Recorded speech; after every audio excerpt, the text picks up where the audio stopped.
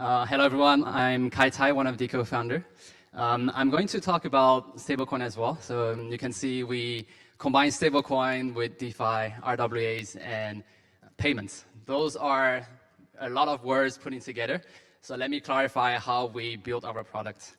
So the product is called Yala, and before I go into the product, let me show you the team.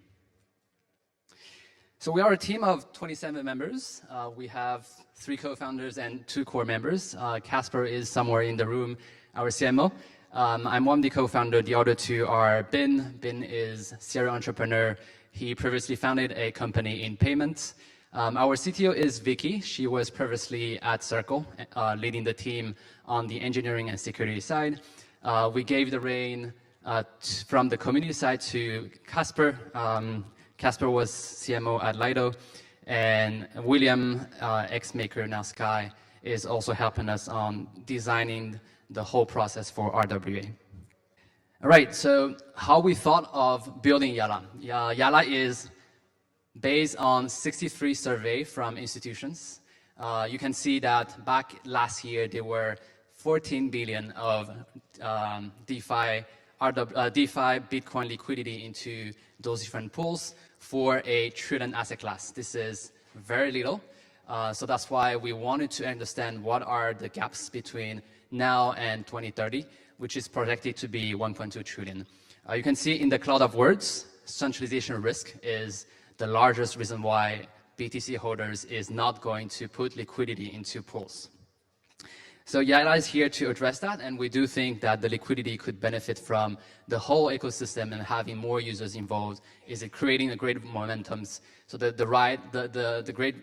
great ride will have all the boats sending toward the right direction. So we build a product around 3 different solutions. You can see here on your left-hand side the Pro mode for arbitragers. The other ones are the Light mode and institution mode. I'll jump into the institution mode now, and we can see how we do on the different modes. So right-hand side, the institution mode. The mode is tailored to institutions, and as you may know, institutions are very, very picky on how to collaborate with different protocols. They don't want to give their BTC outside of their custody wallet or cold wallets. So that's why we designed a product so that the BTC stays into their own wallets. We never touch it. They never forgave the ownership, and we mint the stablecoin to help them to earn yields. Let me jump now to the other 2 products to show you what is the user journey look like. Let me start with the Light mode. Light mode has 2 different parts. You can see the direct pledge. So we have different campaign. Each tranche have a certain amount of available allocation. And this is quote unquote for users that are lazy or not very familiar with the DeFi on-chain activities. They only need to stake their assets, so stablecoin here, and we promise a certain return over a certain period of time. So it's like a interest account where you stake your assets and you wait for the money to work for you. The other one is we have built an agent. So the agent is a machine learning algorithm that based on the past 7 years of data. We have used the toolkit from Coinbase, and this is giving you some recommendation. For example, you enter into the field, I have X amount of stablecoin to be invested. My profile risk is XYZ, and I'm expecting XYZ return, let's say 5% APR. Then we'll help them to give recommendation, and they will pick the ones that fit their risk appetite. Now on to the Pro mode. So the Pro mode is, for me, our flagship product and the most exciting product, because you got to know where your money is working for you and what are the different risk opportunities you got to do. So here's the user journey. You start by connecting your wallet. The first step is really easy, connecting your wallet. Then the logic behind it is actually a lending protocol, a CDP model. So you select a LTV ratio, currently is 75%. So that means for $100 worth of Bitcoin, you can get $75 of stablecoin. The stablecoin will then allow user to pick a chain and a DeFi protocol so that you start to earn yields. And as the mode, say pro mode, so you are the ones who are going to gauge where to invest for how long.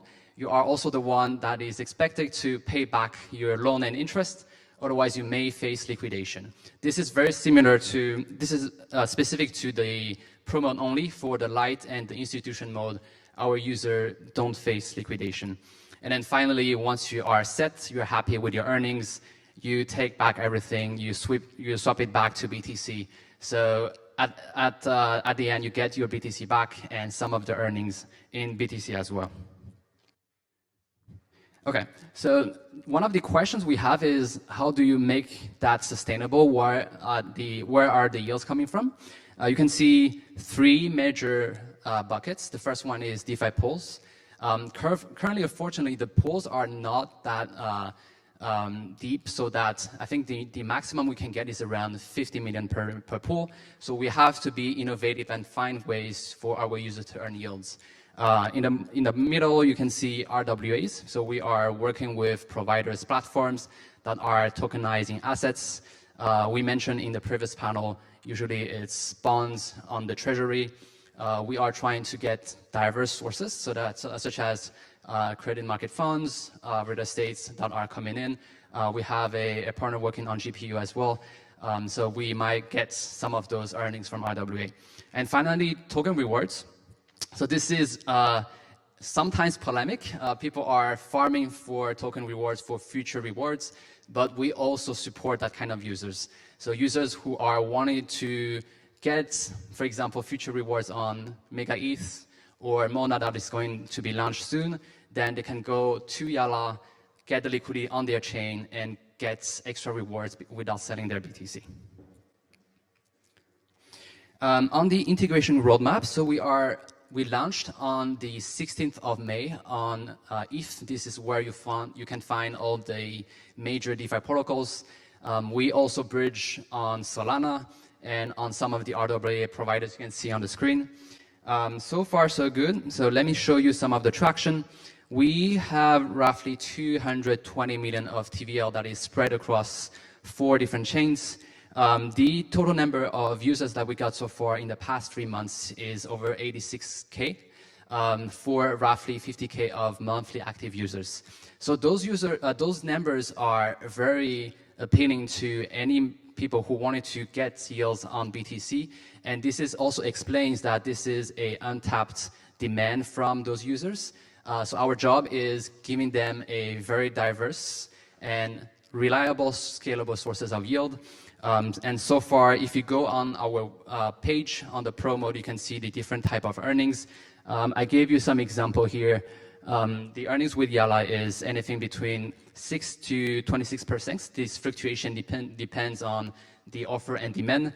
So roughly, stability pool is the ones that we use the stablecoin to pay back any liquidated position to take the underlying assets. Light mode is what I mentioned before, the lazy mode for users not very familiar with on-chain activities. And DeFi marketplaces on the pro mode where you can see all the different type of sources of yield. So lastly, the backers, we are very lucky to have some of the major VC in the space supporting us, including L2IV today. So thank you all, and this is also one, I think the first time here in Korea. So thank you all BTCON staff and all the members here for attending the speech today. I invite you to follow us on our Twitter accounts. So this is where we are going to announce the future integrations, what's the plans. We are also very reactive on the DMs, so you can find us on different type of channels, Discord, X, and Telegram. Any questions we might get answered. We also do frequently founder space. So I and Casper are currently on BTC on events. So if you have any questions, I'm happy to answer. Thanks again.